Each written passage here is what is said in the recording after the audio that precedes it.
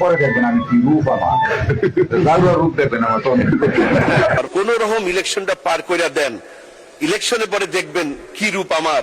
তিনি বলেছেন জাউরা রূপ দেখবেন আমার। আদ্দিন হাসপাতাল নিয়ে লাড়ালাড়ি কম করেন। 6টা বাচ্চার জন্য 600 মানুষের জীবন নিয়ে টানাটানি করতেছেন। আদ্দিন হাসপাতালের লাইসেন্স কোনোভাবে বাতিল করাটা সঠিক হয়নি। রাজশাহী মেডিকেল কলেজে আইসিইউতে 6টা শিশু, আইসিইউ না থাকার কারণে 6টি শিশু মারা গেছে, এর পরবর্তীতে 18টা। তাহলে রাজশাহী মেডিকেল কলেজের লাইসেন্স বাতিল করে দেওয়া উচিত। আদ্দিন হসপিটালের ভিতরে যেই পরিমাণে সার্ভিস দেয়, যেই টাকায় যেই পরিমাণে যেই কোয়ালিটির সার্ভিস দেয়, ওই কোয়ালিটির সার্ভিস দেওয়ার মতো বাংলাদেশের ভিতরে দ্বিতীয় কোনো হসপিটাল নাই। ডক্টর শহীদুল ইসলাম স্যারের আন্ডারে আমার মায়ের ট্রিটমেন্ট হচ্ছে। আমার বাচ্চার কন্টিনিউ আমি একজন প্রফেসরকে 300 টাকা ভিজিট দিয়ে দেখাতে পারতেছি। আপনারা গভর্নমেন্ট হসপিটালগুলোর মধ্যে অল্প টাকায় যেগুলো দেয় ওগুলোর মধ্যে যাওয়ার মতো না, পরিবেশ নাই। রাতদিন হসপিটালের ভিতরে ওরা যেই সার্ভিসটা দিচ্ছে মানুষকে, ওই সার্ভিস দেওয়ার মতো বিএনপির তো কোনো হেডামি নাই।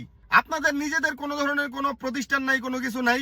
খাবার ফ্রি, বেড ফ্রি, ডাক্তারের সার্ভিস ফ্রি, আমার শুধু ওষুধের খরচটা লাগতেছে।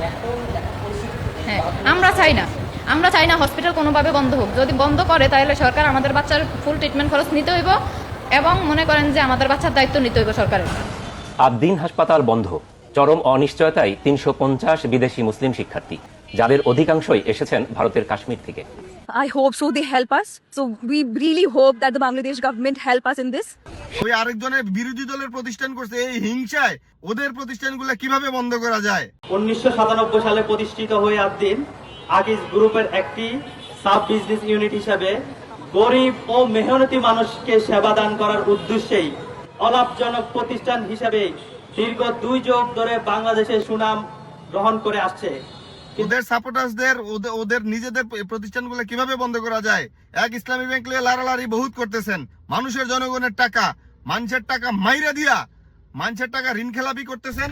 আচ্ছা, আরেকটা বিষয়, সেটা হচ্ছে যে মেডিকেল স্টুডেন্ট, এই যে ওখানে যে এতগুলা মেডিকেল স্টুডেন্ট আছে, বিদেশি যে মেডিকেল স্টুডেন্টরা যারা আছে, এরা কিন্তু নেহাত অবশ্যই অনেক ভালোভাবে সার্ভিস দেয় আমাদেরকে।